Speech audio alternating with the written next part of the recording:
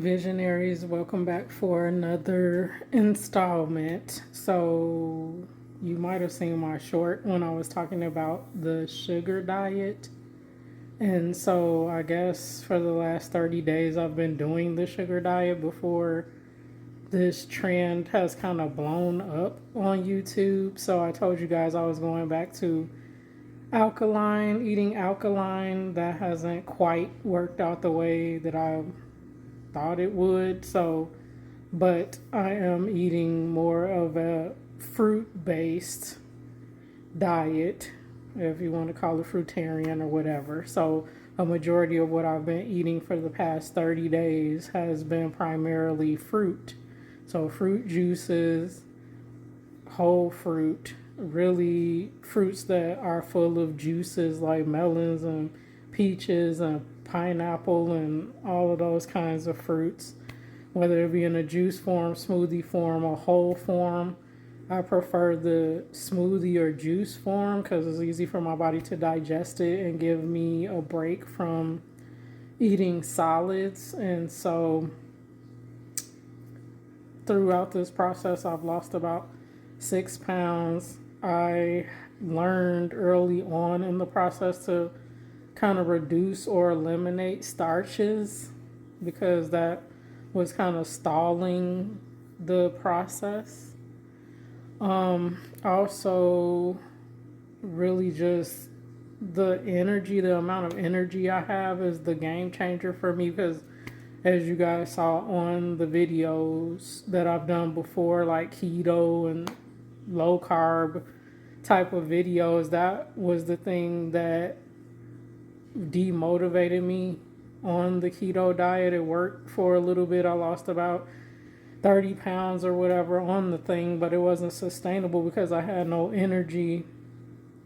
When I would do just regular things outside of walking 10,000 steps and all this low energy stuff that people are doing nowadays that work for them. I'm not gonna say, one way or another about that, but I prefer more energetic exercise. And so when I tried to do that on the keto diet, the amount of muscle burn and fatigue was outrageous. I would just climb a flight of stairs and be like, okay, my legs are burning already and stuff like that. So with this sugar diet or high carb diet, whatever you want to call it, it's totally different. I have the utmost energy in the gym. I've worked out of those 30 days I'm talking about, probably 27, 8, 9 days of those. There's no day that I go without doing some physical activity outside of just the general activity that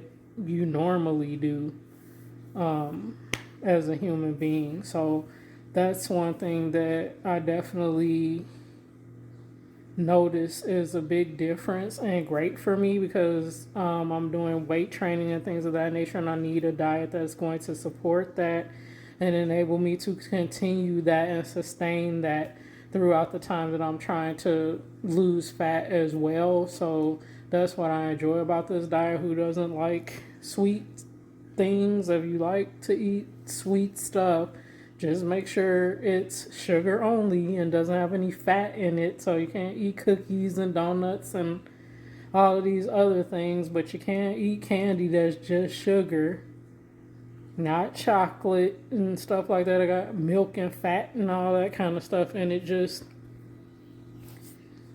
candy, like sweets that is sugar only. So, and then fruit is super simple, and I had to wrap my mind around it. I'm not going to feel like I'm starving myself or craving other things because I'm not eating protein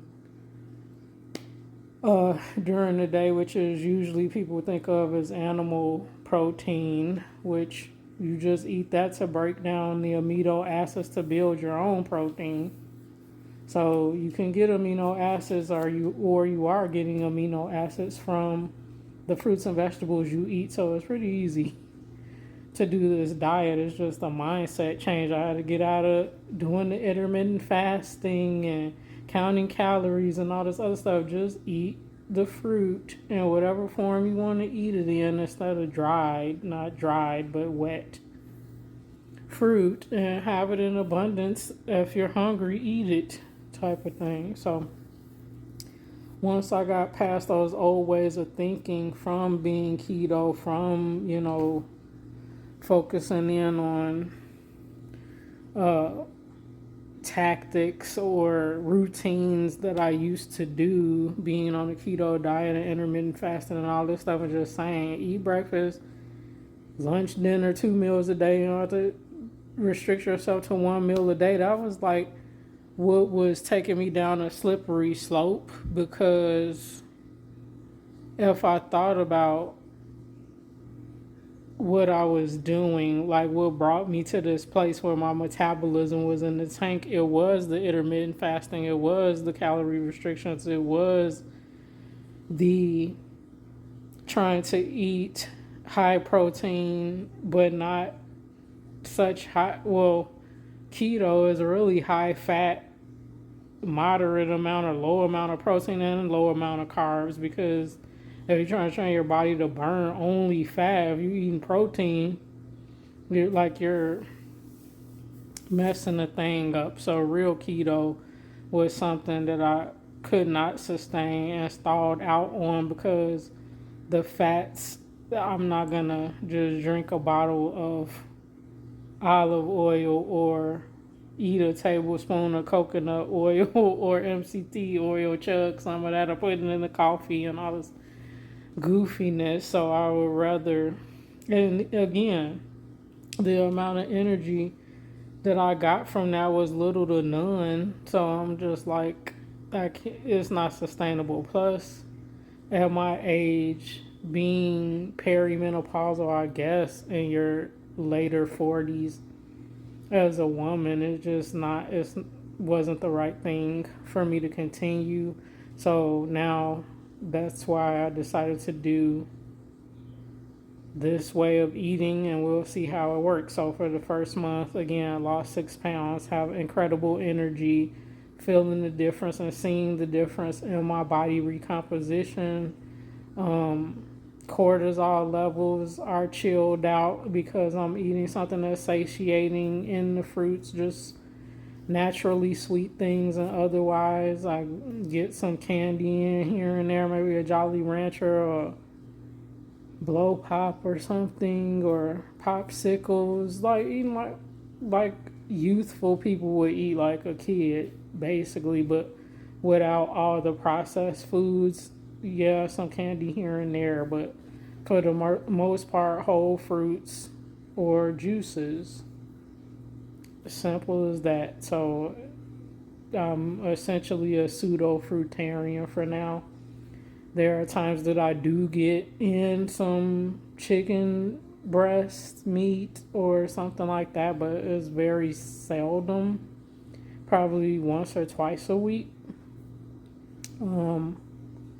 Yeah, and I just have great energy, and the pounds are shedding. So I'll keep you guys posted on my journey. If you have any questions about the sugar diet as it pertains to what I'm doing, or things that you would like me to cover, let me know. And until next time, peace and blessings.